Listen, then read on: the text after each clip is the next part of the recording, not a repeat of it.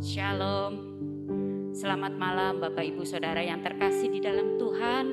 Bersyukur karena Tuhan sudah memberikan waktu buat kita bersama-sama untuk kita menikmati ibadah doa malam. Kiranya Tuhan memberkati apapun yang kita lakukan. Mari saudaraku, sebelum kita memulai ibadah pada malam hari ini, kita berdoa. Selamat malam Bapa yang di dalam surga, Bapa yang kami sembah di dalam nama Tuhan Yesus. Begitu besar kasih-Mu Tuhan atas kehidupan kami. Engkau memberkati kami dari mulai pagi, siang hingga malam hari ini. Terlebih Tuhan, kasih-Mu menaungi setiap kami. Izinkan kami Tuhan, anak-anak-Mu untuk malam hari ini kami bersekutu kembali untuk kami menikmati ibadah doa malam ini. Terutama Tuhan menikmati firman-firman yang akan diberikan oleh Bapak Gembala kami. Tuhan, ajar kami sebagai hamba yang taat dan takut akan Engkau. Bersyukur semua atas kasih karunia-Mu yang Engkau limpahkan dalam kehidupan kami sampai dengan hari ini Tuhan. Menyerahkan segala kehidupan kami ke dalam tangan-Mu. Di dalam nama Tuhan Yesus kami berdoa dan kami percaya. Amin. Terima kasih ya Tuhan. Yesus.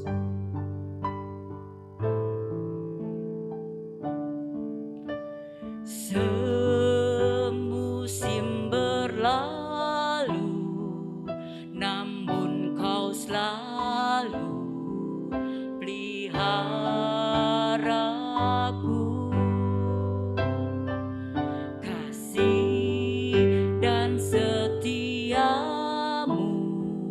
tak pernah layu di hidupku.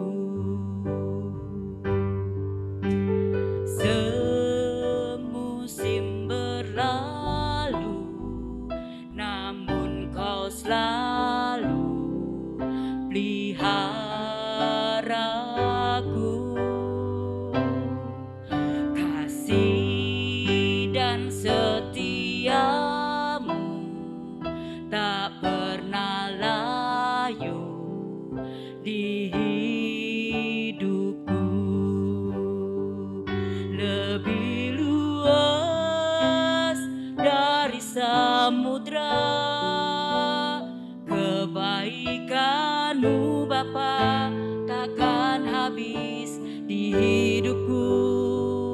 Lebih tinggi dari cakrawala, tak terbatas kasih-Mu. Sungguh ku bersyukur.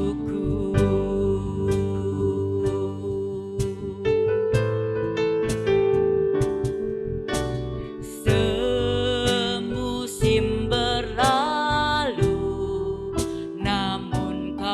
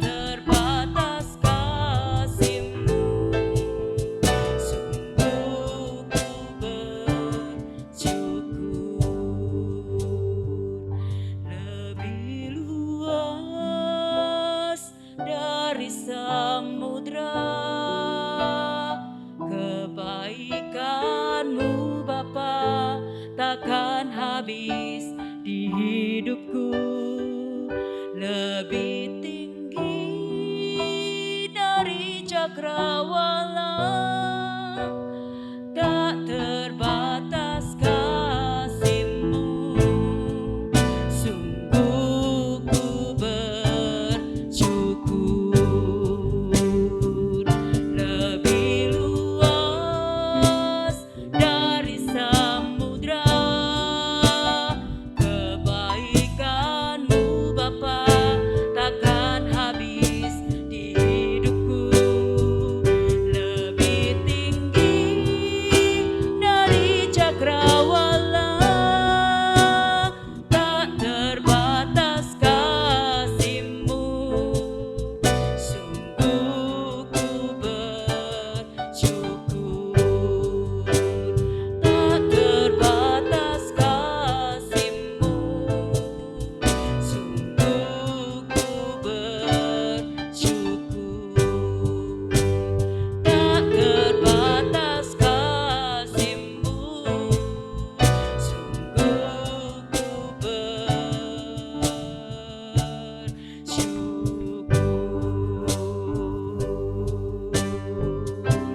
Mari saudaraku, mari kita sembah Tuhan kita, Tuhan yang besar, Tuhan yang penuh dengan segala kuasa-Nya.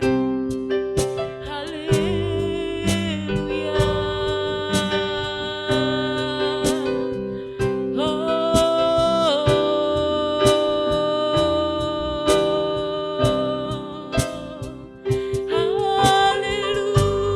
Haleluya.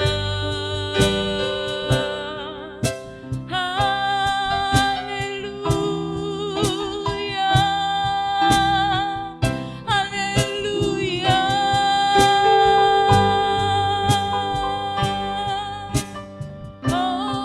Oh, kami bersyukur Tuhan. Haleluya. Haleluya.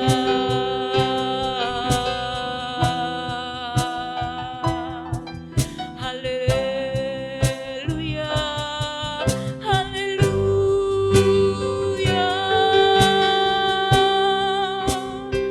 Sembah Dia. Haleluya. Terima kasih Tuhan. Haleluya.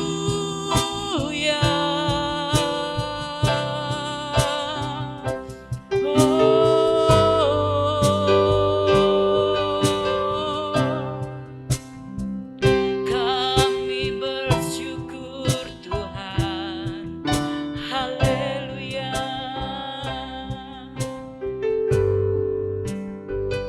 Terima kasih ya Tuhan, saat hari ini Engkau masih mengizinkan kami untuk kami beribadah ya Tuhan. Terima kasih Tuhan Yesus buat segala kemurahan-Mu dalam kehidupan kami. Hanya Engkau Tuhan yang mengerti setiap hati kami. Hanya Engkau Tuhan yang tahu, dan hanya Engkau Tuhan yang sanggup menolong setiap permasalahan yang kami hadapi. Terima kasih Tuhan Yesus. Terima kasih. Haleluya. Saat keadaan sekelilingku ada di luar kemampuanku, ku berdiam diri mencari-Mu. Doa mengubah segala sesuatu.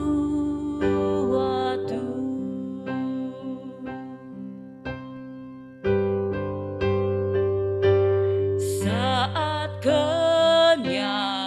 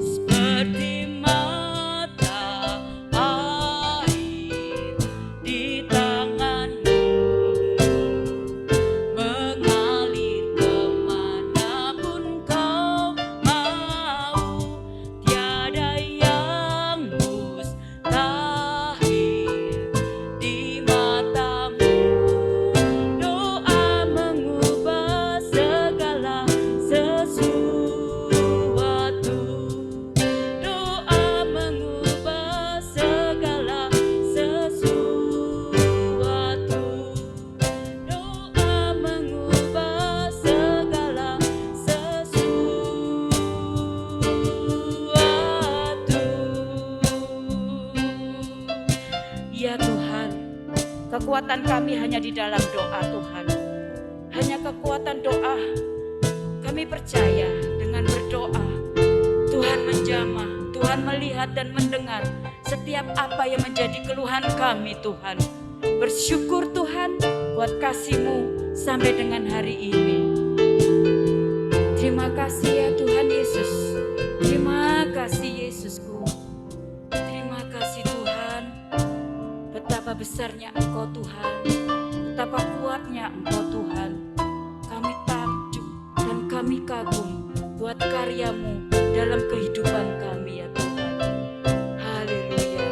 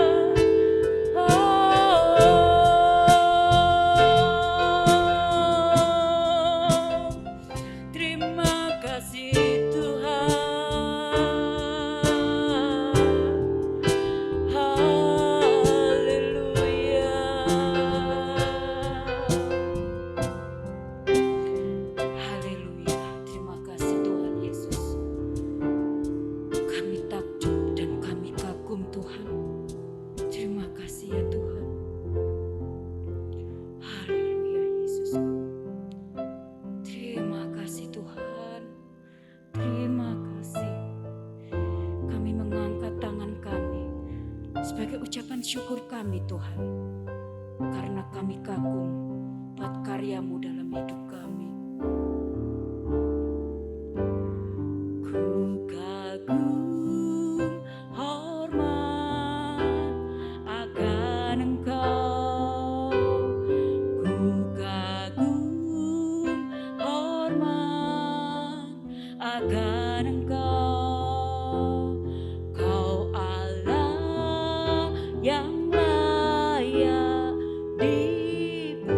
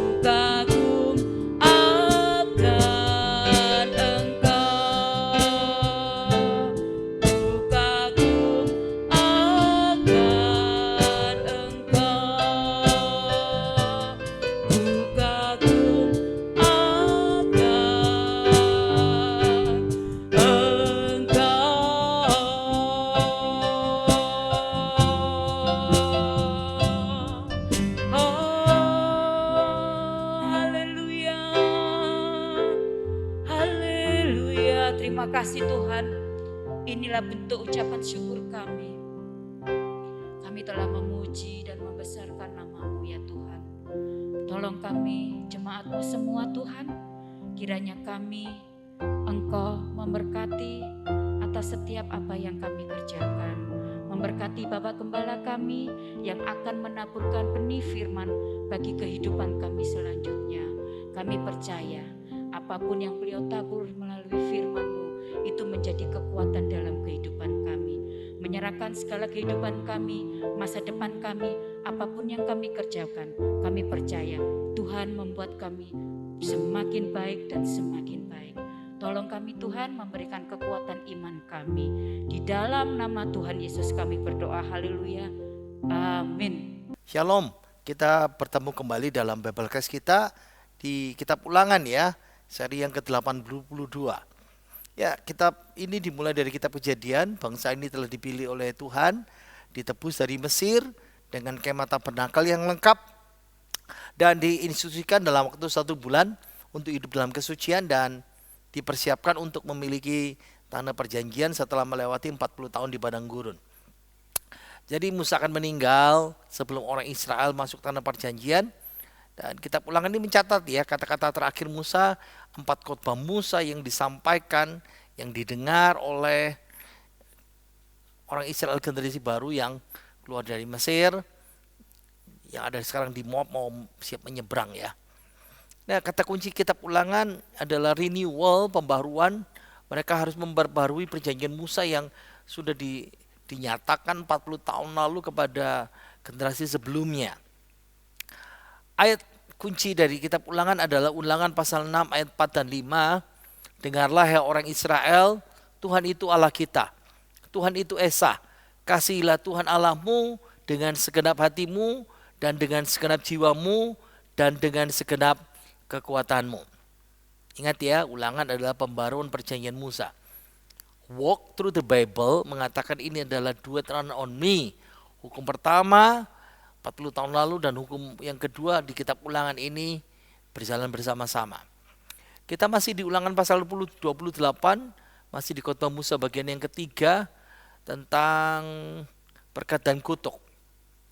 Nah, kita masuk ke dalam penjelasannya ya. Kita sudah belajar berkat semuanya dan kita sudah belajar kutuk. Kutuk pertama, terkutuklah engkau di kota dan di ladang. Terkutuklah bakulmu dan tempat adunanmu. Nah, kutuk yang ketiga, ayo kita baca. Terkutuklah buah kandunganmu, hasil bumimu, anak lembu sapimu, dan kandungan kambing dombamu. Ingat ya, ini kutuk ketiga. Saya cari gambar domba yang kena penyakit. Ya, karena ini kata kutuk ya, sudah lihat ya kurus kering yang seperti itu. Kutuk ketiga ini apa? Nah, terkutuklah buah kandunganmu, hasil bumimu, dan hasil ternakmu.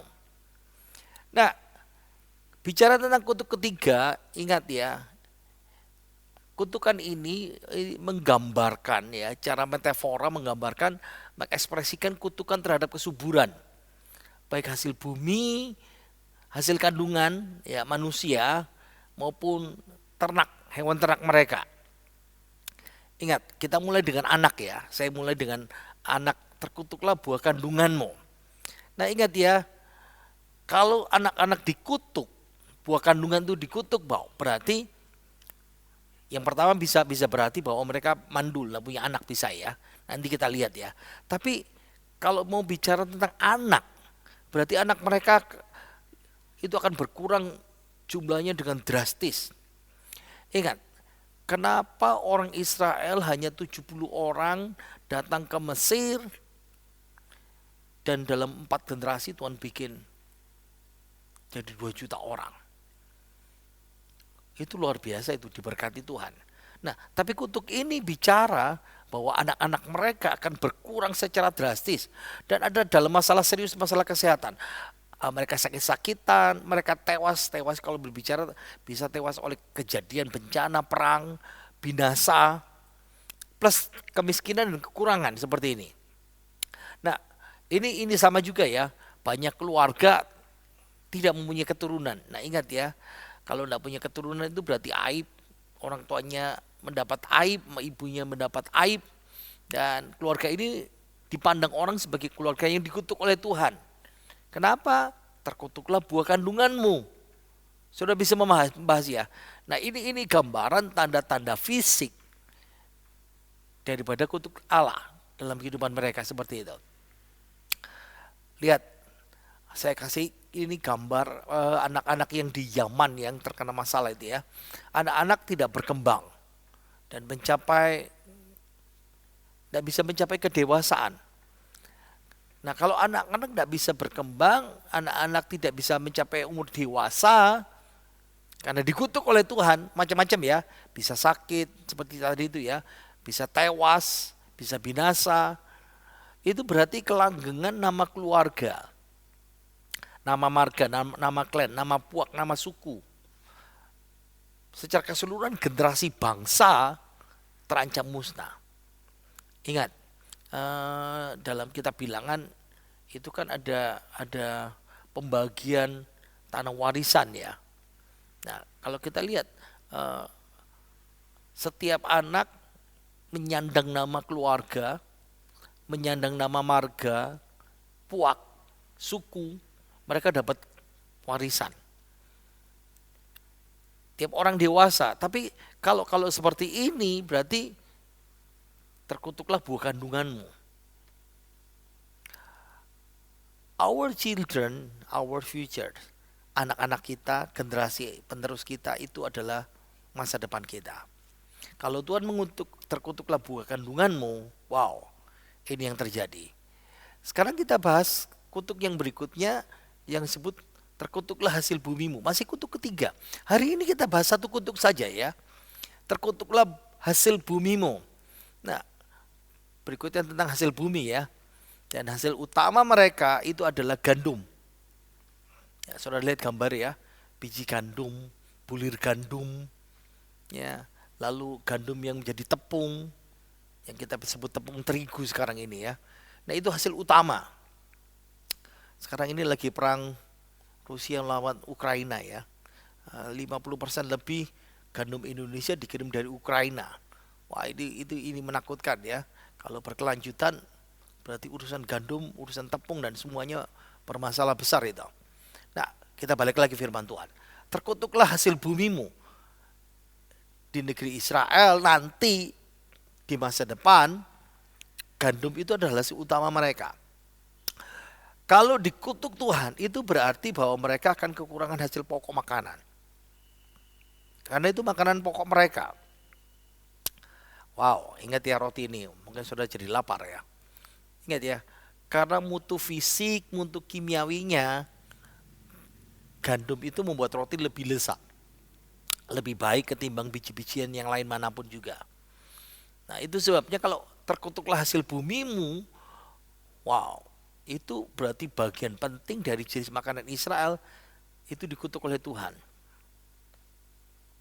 Saudara bisa paham ya, kenapa dalam perjanjian baru Tuhan mengajarkan doa yang seperti ini. Ingat, lihat. Give us today, this day, our daily bread. Gandum. Ya, ingat, masa panen gandum itu digunakan juga sebagai acuan kalender. Oh, berarti sudah mulai musim panas. Oh, ini sudah mulai musim mulai tawal tanam misalnya musim semi seperti itu ya. Nah, ingat ya. Karena pentingnya sebagai makanan, maka gandum itu dijadikan lambang kebajikan dan pemeliharaan Tuhan, pemeliharaan Allah ya. Sudah baca dalam Mazmur 81, ya, Mazmur 147. Sudah lihat. Kalau gandum ini dikutuk oleh Tuhan, hasil bumi ini dikutuk oleh Tuhan, berarti Tuhan tidak berbuat baik, kebajikan, Tuhan tidak memelihara mereka. Hasil bumi yang berikutnya adalah biji-bijian. Nah itu ada buah badam, ya, barley, jelai barley itu ya. Ada macam-macam, ada jagung, ada berbagai macam kacang-kacangan seperti itu. Nah, gandum dan biji-bijian itu termasuk korban dalam PL. itu namanya korban sajian. Kalau sudah lihat dalam Imamat pasal 2, Imamat pasal 6, biji-bijian. Yang mana itu?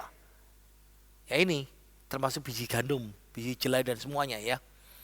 Dijadikan tepung, jadikan roti. Nah ini berarti bicara kalau hasil bumi dikutuk, berarti gandum termasuk korban dalam perjanjian lama, berarti mereka tidak bisa memberikan kepada Tuhan korban sajian karena mereka kekurangan. Lihat ya, korban sajian itu korban biji-bijian atau termasuk dianggap sebagai korban hadiah. Korban sukarela, bukan wajib. Korban sajian itu dipersembahkan di atas mezbah. Lihat ya, flour or tepung atau biji gandum yang dipanggang. Saudara bisa lihat ya, ada roti yang tidak beragi. Nah ingat ya, korban sajian itu merupakan korban pengucapan syukur atas anugerah panen yang melimpah. Nah kalau Tuhan mengutuk hasil bumi, mereka nggak bisa bersyukur sama Tuhan. Karena panen tidak melimpah, mereka bahkan masih kekurangan. Wow, mereka kekurangan sekali. Saya ingatkan lagi ya, ingat istilah kutuk, kalala, dari kata kalal, itu menjadi sedikit dalam penyediaan. Mereka hanya punya sedikit. Balik lagi di sini ya, karena hasilnya sedikit mereka tidak bisa bersyukur kepada Tuhan. Kutuk itu seperti menjadi pelan dalam kecepatan. Nah makanya saya kasih gambar keran yang mengalir cuman menetes, hanya pelan mengalir. Tidak bisa berikan korban syukur kepada Tuhan. Nah kalau diterapkan kepada kita di sekarang, ingat ya itu kutuk atas makanan pokok mereka. Nah di Israel mereka pakai gandum, di Indonesia pakai beras, pakai nasi. Nah saudara bisa bayangkan ya. Nah hasil bumi apa lagi? Saya mencari gambaran anggur, itu pasti ya. Kalau ketika saya pergi ke Israel, wow, anggurnya itu luar biasa sekali. Ya. Ingat, pohon anggur itu juga melambangkan kemakmuran dan damai sejahtera bagi orang Israel, karena melambangkan apa? Kayak gini ya, Israel itu sama seperti bangsa pilihan, seperti anggur pilihan yang dibawa keluar dari perhambaan Mesir lalu ditanam dalam satu tanah pilihan khusus di tanah perjanjian. Kalau kebun anggur jika dikutuk, itu berarti kemakmuran mereka, damai sejahtera mereka diambil oleh Tuhan. Itu menggambarkan hidup mereka terbuang. Kalau saudara sedikit pernah mengalami namanya rasanya terbuang, loneliness, kesendirian dan semuanya itu, saudara bisa bayangkan itu. Kalau bicara anggur, kita mau tidak mau juga bicara wine. Karena anggur menghasilkan wine ya, air anggur yang luar biasa itu. Orang Israel biasa sekali minum anggur.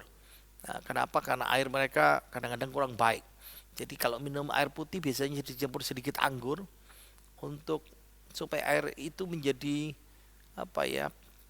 balance, supaya juga bisa dibantu kemurniannya, kesehatannya seperti itu. Nah ingat, di satu sisi anggur itu juga melambangkan sukacita dan pesta. Ingat ya, kita punya nyanyian anggur baru tercurah. Nah ingat ya, anggur itu melambangkan juga sukacita dan pesta.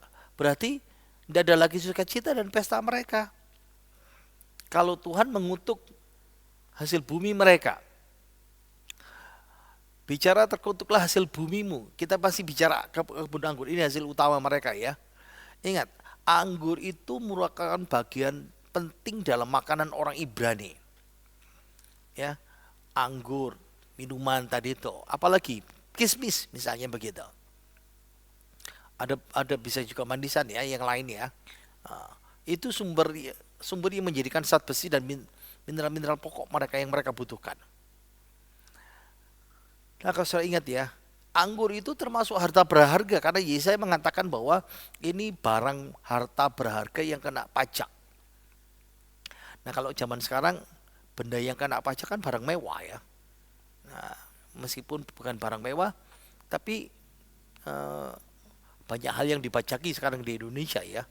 Nah, ini menolong kita bahwa anggur itu komoditas yang luar biasa. Bisa untuk membayar hutang, melunasi hutang. Oh, itu luar biasa ya. Nah, ini penerapan kita. Nah, kalau kalau anggur dikutuk hasil bumi berarti kita dikejar-kejar hutang. Nggak bisa bayar hutang seperti itu.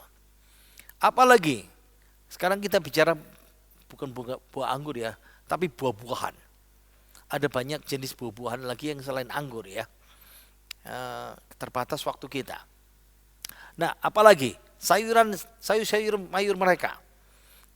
Banyak sekali ya sayur-sayuran mereka ya.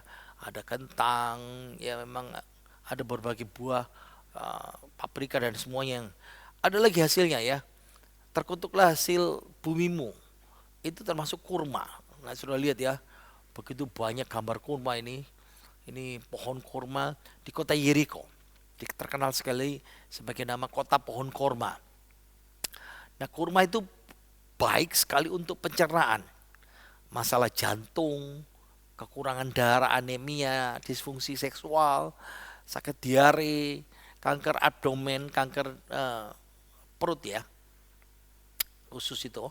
Nah, sangat baik untuk bisa menaikkan berat badan. Nah, kaya dengan vitamin, mineral, dan serat ya, fiber itu.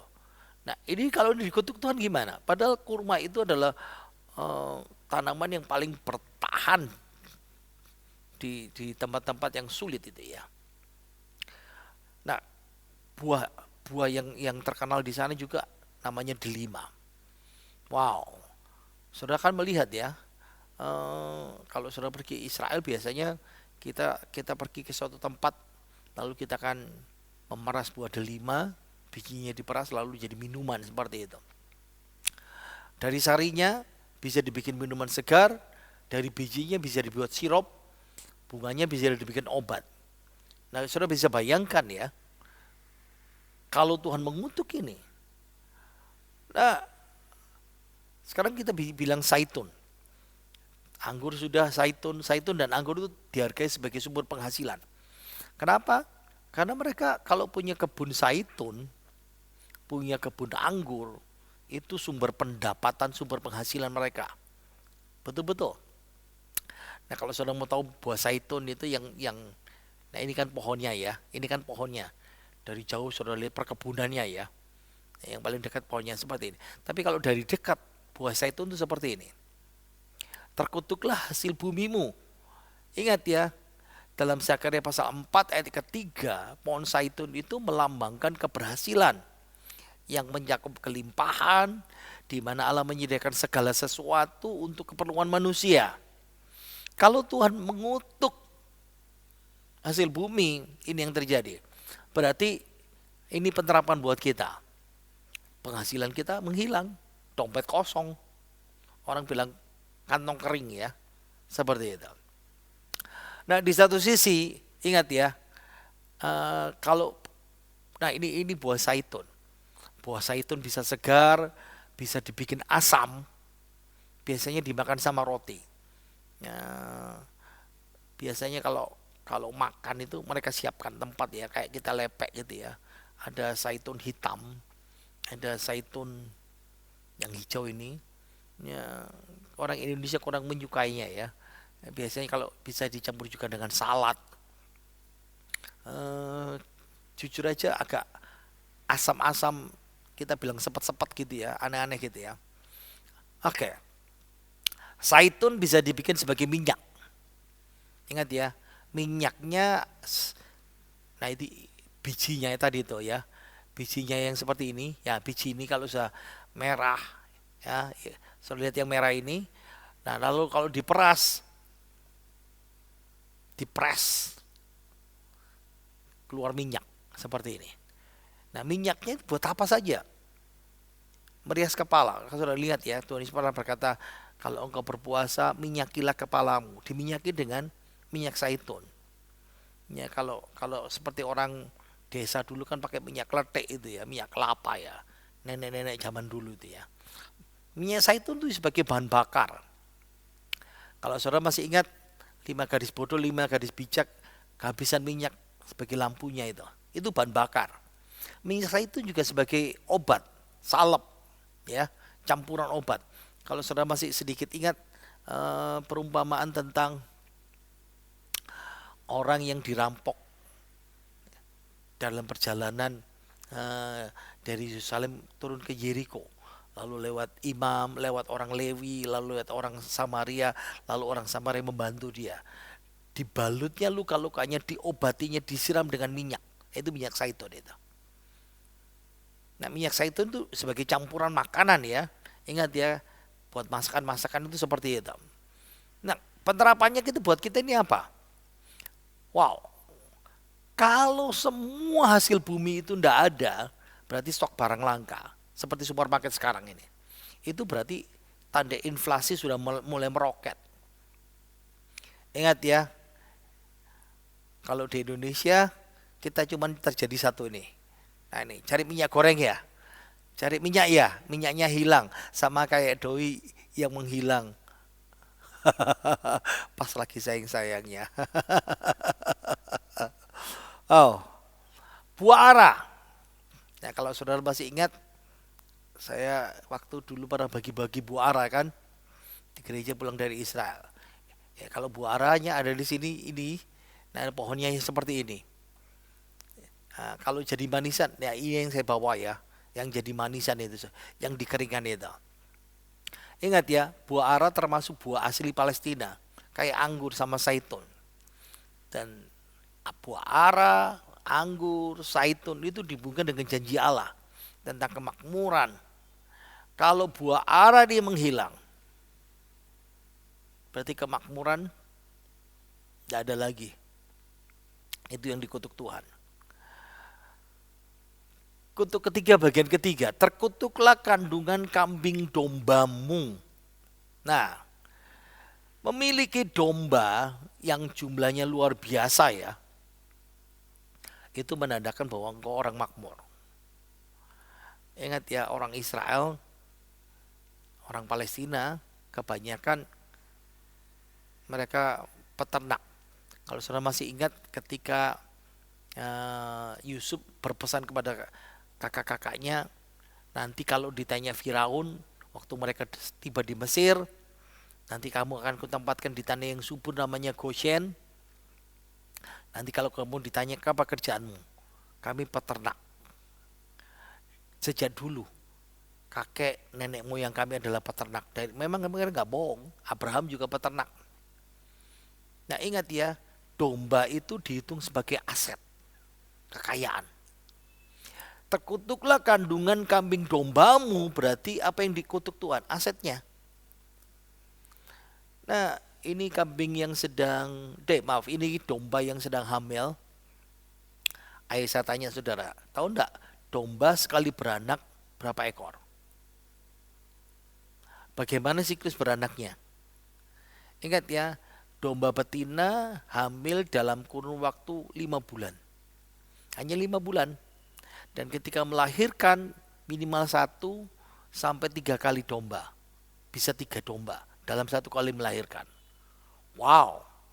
Dan 1 tahun bisa hamil 2 kali. Nah berarti 1 domba betina bisa menghasilkan 6 ekor domba dalam 1 tahun. Itu kalau diberkati. Kalau dikutuk cuma 1, enggak punya anak mereka.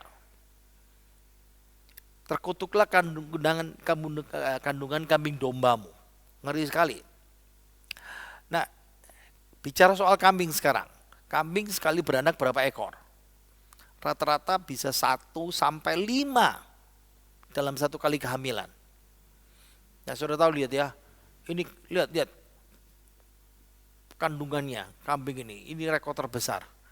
Rekor dunia kambing Miller Fairywood MPA Angelica dari Arizona tahun 2017 melahirkan 7. Ini rekornya terbesar ya. Tapi kalau dikatakan terkutuklah kambing dombamu, wow, mengerikan. Kalau diberkatilah buat kandungan kambing dombamu, berarti mereka bisa, kalau normal bisa sampai 5, ini sampai 7. Wow. Tapi kalau dikutuk apa yang terjadi? Kutuk ketiga itu kutuk atas kemakmuran kita. Ingat ya, kambing domba yang beranak pinak. Wow, cepat sekali. Tapi kalau sekarang dikutuk,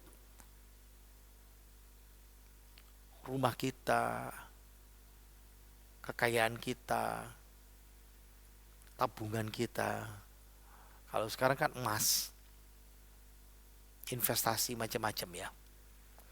Apalagi, terkutuklah kandungan kambing dombamu. Ingat ya, salah satu fungsi domba untuk berbagai jenis persembahan. Kalau kita dikutuk, berarti kita nggak bisa kasih persembahan sama Tuhan. Ingat ya, lebih berbahagia memberi daripada menerima. Kalau kita bisa terus memberi, berarti kita diberkati Tuhan. Amin. Nah, kalau saudara tidak bisa memberi, berarti ada sesuatu yang salah dalam kehidupan kita. Ingat, terkutuklah kambing dombamu. Nah ingat, salah satu fungsi domba itu untuk dimakan. Dan ingat ya, itu termasuk makanan istimewa. Nah setiap hari mereka makan, biasanya mereka baru potong domba kalau ada pesta. Kalau ada sesuatu perayaan, kalau ada perayaan persembahan khusus misalnya begitu. Makanya kadang-kadang dalam satu persembahan misalnya, makanannya serahkan kepada Tuhan, dadanya, lalu sisanya dibagi, dimakan bersama-sama. Berarti ini makanan enak ya. Ini kutuk ketiga bagi kita. Makanan yummy, makanan yang enak-enak, itu dikutuk oleh Tuhan. Dan ingat, fungsi lain dari domba, bulunya, kulitnya itu bisa diolah untuk menjadi makanan. Untuk pakaian, seralat ya, jadi pakaian. Berarti kutuk ketiga itu kalau sekarang ini untuk kebutuhan sandang kita, kebutuhan pakaian kita. Harus dipahami ya. Nah kalau bisa ternak ya, umur sapi itu rata-rata 15 sampai 25 tahun. Nah kalau dewasa, kalau usianya sudah dewasa, sapi yang betina bisa melahirkan satu tahun bisa melahirkan 1 anak sapi. Nah sepanjang umur hidupnya sapi, dia akan menghasilkan rata-rata 12 anak sapi, rata-rata seperti itu.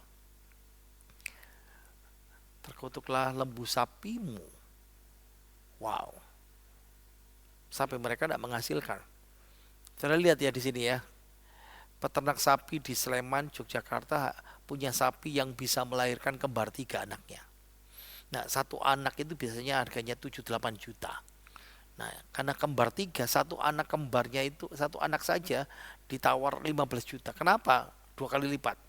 Karena punya potensi ini. Kalau nanti bisa jadi anak bibit kembar, mereka kan pasti kaya. Tapi kalau mereka dikutuk, habis. Nah ingat, sapi, lembu biasanya dipakai juga untuk korban. Ingat ya, saudara bisa bayangkan ya, buah-buahan, buah sulung, biji-bijian, korban sajian, domba, kambing, lembu, sapi, selain untuk korban ucapan syukur, korban kepada Tuhan. Mereka diberkati dan bisa memberi korban dengan luar biasa. Nah ingat ya, sapi juga dipakai untuk makanan. Kalau kita bikin barbecue steak sekarang kan, bukan itu saja ya, sapi itu dipakai juga untuk mengangkut beban, menarik kereta, pedati, ya. Berarti kalau kita sekarang yang dikutuk adalah kendaraan yang kita milikin. Wah keren ya mobil ini ya, motor ini ya. Sapi termasuk juga fasilitas ya. Pak, fasilitas dari mana? Ya ini, mengangkut beban, menarik kereta untuk moving ya. Wow. Berarti itu bicara juga usaha transportasi. itu juga bicara transportasi yang kita miliki. Dan ingat, sapi itu, lembu itu dipakai juga untuk membajak, mengerjakan tanah. Berarti apa yang dikutuk Tuhan? Usaha pekerjaan. Kutuk ketiga ini besar ya. Sapi, lembu sapi itu dipakai juga untuk mengirik. Ingat ya, kemarin sudah saya terangkan. Ini menginjak-injak, orang ini mengangkat jerami ke atas supaya jeraminya terbang dan bisinya turun. Nah, ini bicara penerapan buat kita sekarang atas hasil usaha pekerjaan kita. Slide terakhir. Bukankah ini yang ditakutkan oleh manusia? Pilih mana? Engkau harus taat, melakukan firman Tuhan, atau engkau akan dikutuk. Dikutuki harta kita, aset kita, uang kita, gak bisa memberi kepada Tuhan. Dan hidup kita mengalami seperti itu. Mari kita berdoa. Tuhan, kami tahu betapa beratnya orang yang hidup dalam kutukan di dalam Engkau.